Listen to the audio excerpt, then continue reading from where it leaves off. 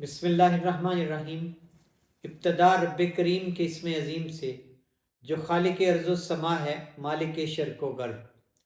درود و سلام شان کائنات جان کائنات نبی مکرم حضرت محمد مصطفیٰ صلی اللہ علیہ وآلہ وسلم پر۔ عامر عثمان عادل اپنے یوٹیوب چینل اور آفیشیل فیس بک پیج پر پاکستان اور دنیا بھر میں بسنے والے سفیران وطن کو سلام عرض کرتا ہے۔ ناظرین، آج ایک اور بڑا مرحلہ پاکستان میں حکومت سازی کا مکمل ہوا۔ قومی اسمبلی کا اجلاس بڑا ہی ہنگامہ خیز رہا۔ آج ووٹنگ تھی وزیر اعظم کے انتخاب کے لیے۔ پی ڈی ایم کے مشترکہ امیدوار میاں محمد شہباز شریف تھے، جبکہ ان کے مد مقابل تحریک انصاف کے امیدوار عمر ایوب تھے۔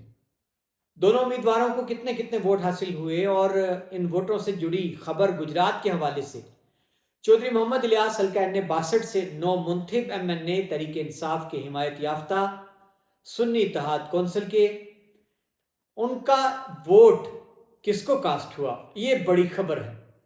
کیا انہوں نے ووٹ میاں شہباز شریف کو دیا، جس طرح کی افواہیں گرم ہیں کہ وہ کاف لیگ کا حصہ بن چکے ہیں، یا پھر انہوں نے ووٹ پارٹی پالیسی کے تحت سنی اتحاد کونسل کے امیدوار عمر ایوب کو کاسٹ کیا؟ اس پر بات کرتے ہیں۔ اور ناظرین، اس حوالے سے جب چودھری محمد الیاس سے ان کا موقف جانا گیا تو انہوں نے دو ٹوک الفاظ میں کیا بتایا۔ خبر کچھ یوں ہے جناب کہ آج قومی اسمبلی کا اجلاس منعقد ہوا، جس میں ووٹنگ ہونا تھی وزارت عظمیٰ کے انتخاب کے لیے۔ پی ڈی ایم کے متفقہ مشترکہ امیدوار میاں محمد شہباز شریف تھے، جبکہ دوسری جانب ان کے مد مقابل تحریک انصاف کے نامزد امیدوار عمر ایوب تھے۔ ووٹنگ کا مرحلہ شروع ہوا۔ بڑا ہنگامہ خیز اجلاس تھا، بڑا شور شرابہ ایوان کے اندر، نعرے بازی، اشتعال انگیزی دیکھنے میں آئی۔ خیر، جب ووٹنگ شروع ہوئی تو ایک جانب لابی جو تھی اے، اور اس میں حزب اقتدار والوں نے جانا تھا ایک ایک کر کے، اور دوسری بی لابی میں اپوزیشن کے ممبرز نے جانا تھا۔ کاؤنٹنگ کا عمل مکمل ہوا۔ اسپیکر قومی اسمبلی سردار ایاز صادق نے نتائج کا اعلان کرتے ہوئے بتایا کہ پی ڈی ایم کے مشترکہ امیدوار میاں محمد شہباز شریف نے 201 ووٹ حاصل کیے ہیں اور وہ وزیر اعظم منتخب ہو گئے ہیں، جبکہ تحریک انصاف کے امیدوار عمر ایوب کو ناظرین 92 ووٹ حاصل ہوئے۔ یہ نتیجہ تھا آج کے اس وزارت عظمیٰ کے انتخاب کا۔ اب یہاں بڑی دلچسپ خبر یہ تھی کہ حلقہ N62 سرائے عالمگیر گجرات سے تحریک انصاف کے جو واحد MNA ضلع گجرات سے بنے ہیں چودھری محمد الیاس، ان کے حوالے سے تمام نظریں جمی تھیں کہ آج کے اجلاس میں وہ اپنا ووٹ کس کو کاسٹ کرتے ہیں۔ کیا میاں محمد شہباز شریف کو ان کا ووٹ جائے گا، جیسا کہ بتایا گیا کہ وہ کاف لیگ میں شامل ہو چکے ہیں یا ہونے والے ہیں، یا پھر انہوں نے ووٹ تحریک انصاف کو ہی کاسٹ کیا؟ یہ بڑا ہی انتظار تھا لوگوں کو۔ ناظرین، دراصل ہوا کچھ یوں ہے کہ جو ہی چودھری محمد الیاس MNA منتخب ہوئے، اس روز سے افواہوں کا بازار گرم ہو گیا کہ جناب چودھری محمد الیاس ایک ڈیل کے تحت کاف لیگ کا حصہ بن چکے ہیں اور مشروط ان کا نوٹیفیکیشن ہوا ہے MNA شپ کا، اور آج نہیں تو کل وہ کاف لیگ میں شمولیت کا اعلان کرنے والے۔ اس پر چودھری محمد الیاس نے میڈیا کو دو ٹوک الفاظ میں بتایا کہ یہ خبر غلط ہے، بلکہ یہاں تک انہوں نے کہا کہ اس طرح کا پروپیگنڈا کرنے والوں پر لعنت ہو۔ ناظرین، اس کے بعد پھر کچھ روز گزرے جب قومی اسمبلی کے اراکین جو تھے، ان میں جو تحریک انصاف کے ووٹ پر منتخب ہوئے تھے، انہوں نے سنی اتحاد کونسل میں شمولیت اختیار کرنا تھی، تو اس سے پہلے چودھری محمد الیاس رات کو جی ٹی روڈ کنارے واقع ریستوران جو ہے چائے خانہ جہلم سے اغوا ہو گئے، یا یوں کہہ لیجئے گرفتار ہو گئے یا حراست میں لے لیے گئے۔ اس پر پھر بڑی جناب چہ مگوئیاں ہوئیں۔ کہا گیا کہ یہ خود ساختہ اغوا کا ڈرامہ تھا، چودھری محمد الیاس نے ہمدردیاں حاصل کرنے کے لیے رچایا، اپنے ووٹر سپورٹر کی آنکھوں میں دھول جھونکنا تھی۔ کاف لیگ میں وہ جا چکے ہیں، اب بہانے تلاش کر رہے ہیں، جواز بنا رہے ہیں کہ جناب مجھے اٹھا لیا گیا، مجھ پر تشدد کیا گیا، یا جبراً مجھ سے یہ شمولیت کروائی گئی۔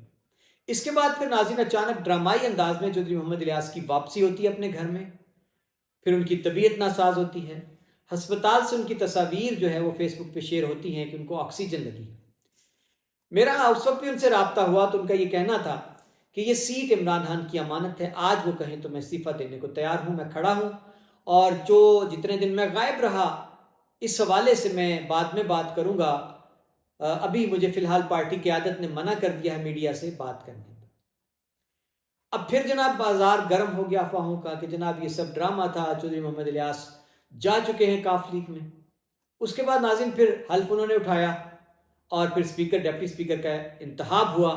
اس موقع پر پھر ایک پروپیگنڈا کیا گیا کہ جناب پی ٹی آئی کے دیگر اراکین نے اسٹیکر لگا رکھے تھے عمران خان کے, چودھری محمد الیاس نے ایسا کوئی اسٹیکر بھی نہیں لگایا.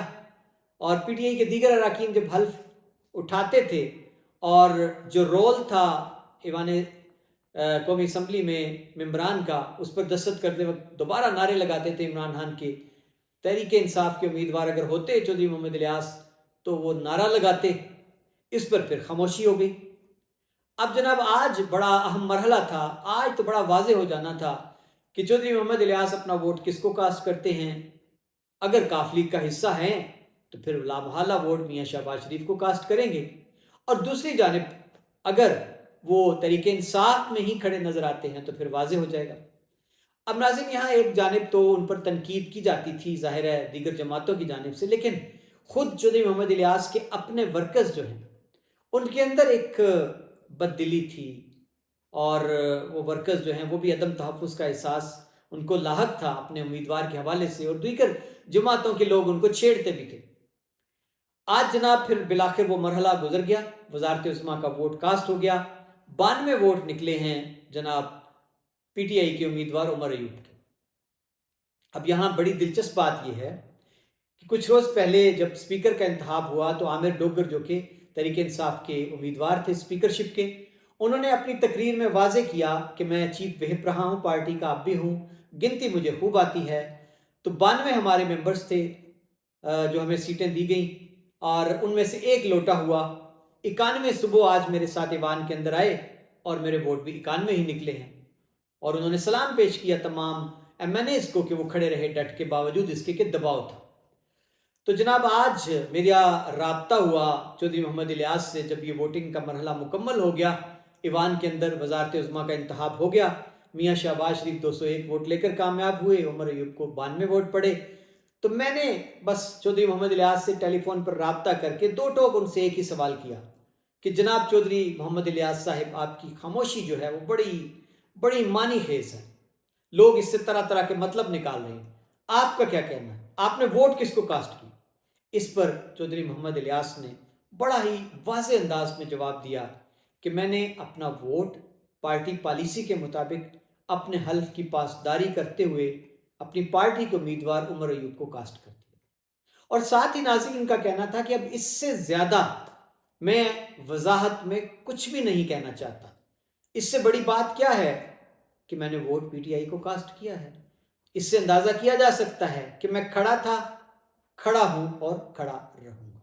یہ جواب تھا جناب چودھری محمد الیاس کا, اور میرا خیال ہے کہ اب اس جواب کے بعد مزید کسی قسم کے شک کی, شبے کی, گمان کی, بدگمانی کی, سوال کی کوئی گنجائش نہیں رہتی. اور ناظرین اگر ابھی بھی کچھ ساتھیوں کی تسلی تشفی نہیں ہوتی ہے تو میرا خیال ہے کہ اب اس کے بعد تو کچھ بھی ایسا ہونا باقی اب نہیں ہے.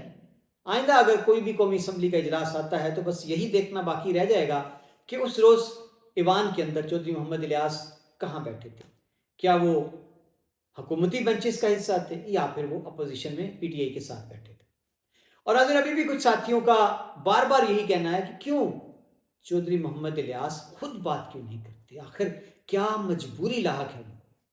ناظرین کچھ روز پہلے میری حلقہ بی پی 28 کے ایم پی چودھری شاہد رضا سے بھی اس حوالے سے بات ہوئی تو ان کا بھی یہ کہنا تھا کہ میں نے خود چودھری محمد الیاس کو ابھی میری مشاورت ہوئی تھی ان سے کہ ابھی ضرورت نہیں ہے کہ آپ کو بار بار آپ صفائیاں دیتے پھریں آ کر میڈیا پر. تو جناب یہ سارا قصہ ہے. ناظرین یہاں میں آپ کے سامنے ایک آخری بات رکھنا چاہتا ہوں کہ سوال سیدھا سا ہے کہ اگر ایسا ہی تھا, ایک لمحے کو مان لیا جائے کہ چودھری محمد الیاس کا نوٹیفیکیشن ایک ڈیل کے تحت تھا کہ انہوں نے کاف لیگ میں شمولیت اختیار کرنا تھی, تو پھر یہ فائدے کے لیے ہوتا ہے نا کہ لوگ وفاداریاں کیوں تبدیل کرتے ہیں, مال پانی ملتا ہے, کروڑوں کی ڈیل ہوتی ہے, یا پھر کوئی وزارت مشاورت آفر ہوتی ہے, عہدہ ملتا ہے. تو اگر ایسا ہی تھا تو پھر اب تک یہ ایسا ہو جانا چاہیے تھا, چودھری الیاس کھڑے ہوتے کاف لیگ کے ساتھ, آج حکومتی بنچز کا حصہ ہوتے.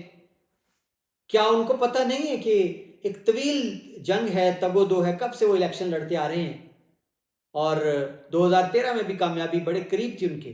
اب اگر 2018 میں معذرت چاہتا ہوں، اب اگر 2024 میں وہ الیکشن جیتے ہیں تو کیا یہ ان کو پتہ نہیں تھا کہ اگر وہ وقتی فائدے کے لیے، کسی وزارت کے لیے، کسی عہدے کے لیے اگر تحریک انصاف سے روگردانی کرتے ہیں، عمران خان کو دھوکہ دیتے ہیں، پی ٹی آئی کے ورکرز کی آنکھوں میں دھول جھونکتے ہیں، اس کے اعتماد کو ٹھیس پہنچاتے ہیں، مینڈیٹ کو رونتے ہیں، تو وقتی فائدہ تو شاید حاصل کر لیں لیکن نقصان ہمیشہ کے لیے اپنے سیاسی کیریئر کا کریں گے. تو کیا یہ ان کو پتہ نہیں تھا؟ لیکن سوال یہی ہے کہ اگر ایسا ہونا ہوتا اب تک چودھری محمد الیاس کر گزرے ہوتے. اب کیا تأمل ہے؟ اب مزید اب کس بات کا انتظار ہے؟ ظاہر انسان دو ٹوک کھڑا ہوتا ہے، یا ادھر ہوتا ہے یا ادھر ہوتا ہے. تو جناب اب اس کے بعد کون سا مرحلہ ہے کہ اب چودھری محمد الیاس کے ووٹ کی فرض کر لیں اگر ایسا ہے تو ضرورت کب پڑنی ہے؟ اسپیکر کا ووٹ ہو گیا، ڈپٹی اسپیکر کی ووٹنگ ہو گئی، اور آج سب سے بڑا مرحلہ ایوان کا مکمل ہوا، وزارت عظمیٰ کا انتخاب. اس میں ہی اگر ووٹ ایک چاہیے تھا تو وہ ایک ووٹ اضافی ہو جاتا میاں صاحب کو. لیکن چودھری محمد الیاس کے اس جواب کے بعد میرا خیال ہے کوئی اب جواز باقی نہیں رہ گیا، تو اس بحث کو میرے خیال میں بند ہو جانا چاہیے.